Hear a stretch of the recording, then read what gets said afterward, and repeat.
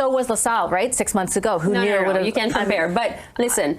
The countdown is on. Welcome back to Moose and Loose. My name's David. Today's top story here. We've got Liberals freaking out about the incoming tariffs from Donald Trump. We've also got the Liberal leadership race going on. We've also got Melanie Joly gets absolutely humiliated and destroyed on CBC. Vassy fact checks her. Melanie gets pretty arrogant and annoyed. Let's jump into this. First up, we got Labour Minister Stephen McKinnon saying he's not going to be running in the leadership race. Shocker anyone? Did this buffoon think he could win? With this impending threat coming from Donald Trump, we've got Danielle Smith here posting she went down to Mar-a-Lago to meet with Donald Trump herself. So you can see here her meeting Trump.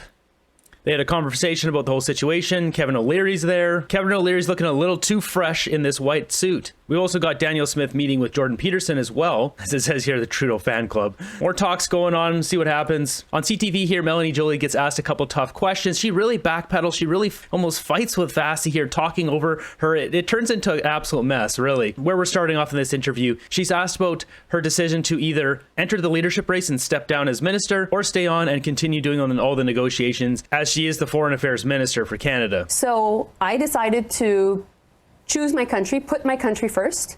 And based on that, I'm going to Washington next week. And we're working on not only a plan, but really what will be our actions based on what our strategy is on the U.S. And I do want to know more about the strategy. I guess I just want to ask again, though, because I think, you know, the question a lot of Canadians will have about who ultimately comes in and comes out is, do people want to run for the leadership of a party that is doing as poorly as yours in public opinion polling right now? Like, if there were an election tomorrow, and I know a lot can change, but if there were an election tomorrow, there are some polls that even show your seat would be competitive for other parties. So not about Hansik, but I mean, so was LaSalle, right? 6 months ago. Who knew it would have... You can't compare. But listen, I think that when it comes... Look how uncomfortable she is when Vassy brought that up. She doesn't even want to fathom that idea could happen, that she could lose her seat. Let's just look at it right now. I've got two different sources here. This one on 338 shows this, I'm not even going to pretend to try to say that, but leaning on Liberal side, up 7%. But if we go on Polywave here, you can see here's Montreal. This is her riding right here that is tinted blue for Bloc Québécois. As you can see here, 31% for the Bloc, 30% for the Liberals. So it is not certain she's going to keep her seat. That's why she's nervous. She's been looking at these numbers. Are you worried about the prospects for your party? Well, and first and foremost, when it comes to becoming the Prime Minister of Canada, there are three files that are really fundamental that Canadians look at, and they will see whether that person is ready to lead the country and run the government. It's the economy, it is the Canada-US relationship, and it is national unity, including Cpac. And I know well these three files. Yeah, there you are. You're trying to make her bid for Prime Minister without making her bid for Prime Minister. She's going to wait, let the ship completely sink, and try to come in later in a couple of years. I'm guessing that's what her plan is, if she's able to stay in her riding. Now, when it comes to what is going to be the ballot question of the next election, it will be about Canada-US. It will be about that threat right now, and maybe the imposition of tariffs by Donald Trump, and how as a country we defend our workers, how we react to that economic coercion, and how we ultimately can stand up for Canadians. And I take your point about if those tariffs are applied, for example, the degree to which that would be on Canadians' minds when they vote. Isn't it possible also that change is the ballot question, given what has just gone on with the Prime Minister, with those two by-elections, with public opinion polling? Like, isn't that also possible? So there will be change. There will be a new leader, Rashi. So what, real change? There will be a real change, and that's the Liberal. Are you sure? Because the Conservative slogan is just like Justin. Yeah, but that's their narrative. But it's working for them. Well, you know, now we have somebody that is coming in. But what the Conservatives are doing is they're playing petty politics on the back of Canadians. Because what we need to do right now, when it comes to Canada-US, it is we need to be united. We need to put the country first. Every single leader in politics right now should be putting country first. Isn't there? No, you guys had your chance. You should be calling an election. We should be getting a new prime minister with a 4-year mandate, and then going forward. These Liberals are so greedy. They know what they're doing. This is self-serving. They know they've they've done Canadians wrong again. And just a little update here on the Mark Carney situation. So now it says he's been backed by 30 MPs. He is definitely the main horse in this race. It seems Trudeau and all the closest cronies are putting their support behind him. He hasn't officially announced he's entered the race, but I think we can expect it here from Creepy Count Chocula. An argument to make, though, that the Prime Minister has not put Canadians first. I mean, ultimately, he took so long to make the decision he did that he is in a placeholder as a prime minister for two of the most important months, as you point out, in our country's history as far as the economy at the very least goes.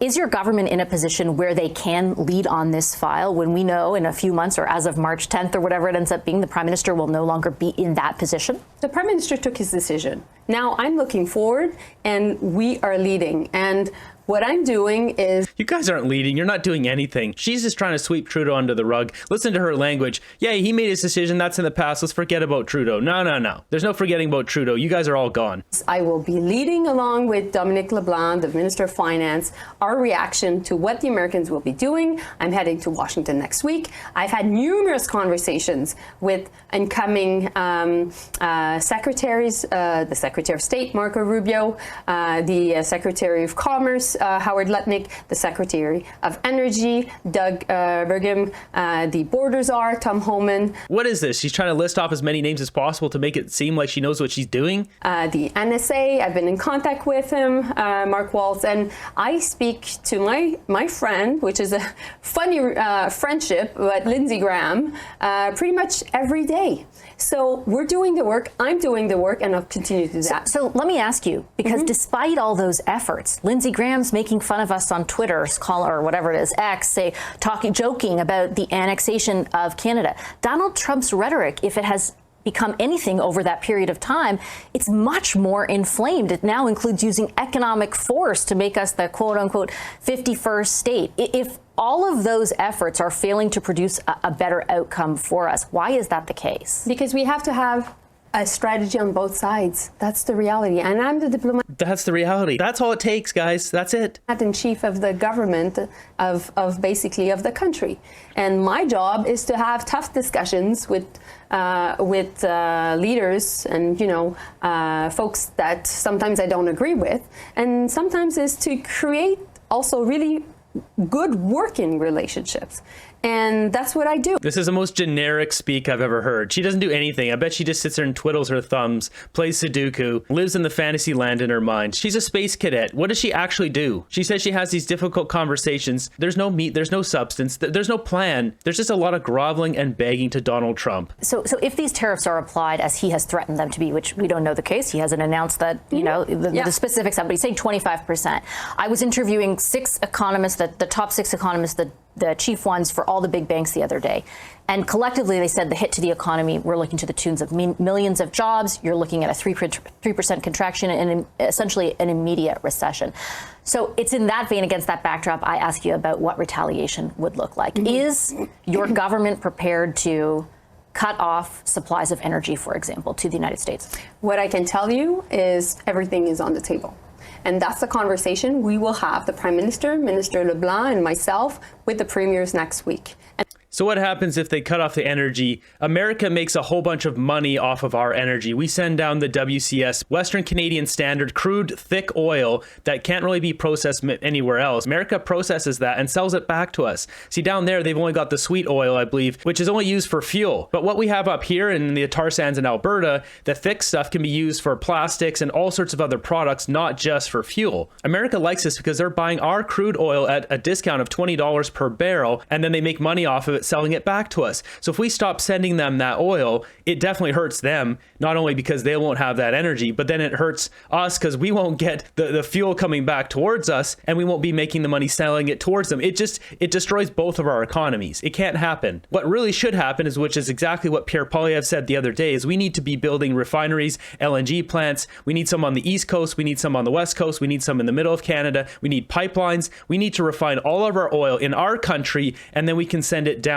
to America and sell it to them. Then we can use that crude oil for all those other things, the plastics and etc., and make money from that. I mean, even Beijing, Xi Jinping spoke up the other day and said he'd be willing to open up more economic trade with Canada because of what's happening with Trump. Like, it's absolutely insane. Regardless of that, if we can process the oil in Canada, we can sell it across the world. We don't need America. So if they want to play these stupid games, we said, fine, we'll just sell it somewhere else around the world. Right now, we are hamstrung by sending it down to America and having them as the bottleneck. I don't understand why any one of these people just doesn't speak up and speak clearly like this of what the situation actually is. They said, oh, we're having conversations. Like, I swear they don't understand the basics of what is going on here. In Canada, we not only have the Western Canadian Select, I believe I was saying standard before, Western Canadian Select, which is crude oil. We also have Albion Synthetic and Syncrude Synthetic. So these are partially processed oils. They're an upgrade from the heavy crude, but really we need full facilities to fully process this stuff like what happens down in America. I went a road trip 2 years ago and I believe I went by one of these facilities in, I think it was Bogart, Texas, and I took some drone footage. This facility here not only handles West Texas crude oil, but also Canadian crude oil. So this is where they're processing our oil. And this facility here is also one of the largest in the world. So we need one of these in Canada. And that's a conversation also I'll take to Republican senators and key Republican decision makers in Washington next week. Because this is indeed a decision that would be taken by President-elect Trump that would have devastating impacts on Canadians. And so for those who are watching us right now, it is important to understand that the threat is real and we're acting on it. And that's why I'm calling every political leader in this country to be on board, because this is not time for division. This is not time for weakness. This is time of strength and unity. This is a joke. You guys should have called election and you know it. You did this for your own selfish pursuits. I guess I would just ask, though, if you are coming out of, because it's not just the Conservatives, it's all the opposition parties. And the issue is, like, they're becoming even more critical because they would argue, I think, the Prime Minister has put the country in this spot by making the decisions he did when he did it. I'm not saying it's, not your decision to make, obviously, but he is the leader of your party. By waiting until when he did, we're in a more vulnerable place where, no one is really sure of exactly what's going to happen or what your government is going to pursue. Can you... Come on, Vashi. I'm glad Vashi's calling her out. This is humiliating for her. Not only that, but her potentially losing her riding. She doesn't like this. She doesn't like being challenged. Can you impart a sense of confidence on Canadians that your government can navigate this despite the weakened position we find ourselves in? Let's not fall into the narrative that Canadians were looking for this, that Canadians did anything wrong to attract any form of tariff threats. That's a false narrative. No, that's not the narrative. The narrative is, the question is around the Prime Minister's decision and his timing. He had multiple opportunities to do what he did. I've had many conversations with the Foreign Minister of Mexico, with the Foreign Minister of Denmark. Here she goes again. She loves name dropping. What have you actually done? Lay out a plan. You've got nothing. With my colleagues in Europe, trust me, nobody was completely looking forward to everything that President-elect Trump has said since he's been elected. And trust me, bro, because I know. By the way, he never talked about it during the elections. We're reacting to his new rhetoric. So something to note is the Americans, you see it in the comments a lot with a lot of thumbs up. They said, we didn't elect you to start taking over different territory. We want you to focus on the border and our economy. That is the general message I'm seeing from Republicans or people who voted for Donald Trump. Donald Trump has a plan, though. If you want to know more about Greenland, I highly recommend you watch a video on Johnny Harris's channel about it, because it really explains all of the situation about security and national defense. America has a big ring of radar dishes that goes across Greenland, which they used during the Cold War. So it really is the best area for missile defense or detecting incoming planes, any sort of thing like that. Now, we've gone through Trump 1.0 administration. We've gone through tariffs because he has imposed in the past tariffs on steel and aluminum. We had a strong response at the time. We did a dollar for dollar retaliation package, and we were very specific, very surgical how we were reacting. That's what we'll do. But at the same time, 25% on the entire Canadian economy is extremely important. So that's why we have to put everything on the table. Okay, Minister, You can put an election on the table. How about that? A bunch of weak losers. She's a joke of a politician, just pathetic. Isn't it scary? She is the diplomat in chief. That is scary. She seems like she's in Spaceland most of the time. Claims there will be substantial real change. Proceeds to give the same off-topic non-answers as Trudeau. Talked a lot and said nothing. Everything is on the table. Sounds like Jagmeet. She is so useless. The nauseating arrogance. She's just as smug and arrogant as Trudeau. She really is. Incompetence. Once again, we've got Donald Trump talking about tariffs, but this time he's saying he's putting them on Canada. I was with Wayne Gretzky. I said, Wayne, would you like to be the governor of Canada? I can't imagine anybody doing any better than Wayne. Wayne was not too interested, but I think he probably would have liked statehood. He's a friend of mine. He's a great guy. He's the great one. We call him the great one, right? He's a great hockey player. But I will say this. I think that there's, it was stated pretty strongly a couple of weeks ago about Canada, and people laughed, and now they're all saying, well, it's very interesting. And I say from the standpoint of the United States, we're subsidizing Canada $200 and $250 billion a year. We have massive deficits. They've taken about 20% of our car business. I'd rather do it here. We could put tariffs on. We don't have tariffs on them yet, but they will. That will happen. That will happen.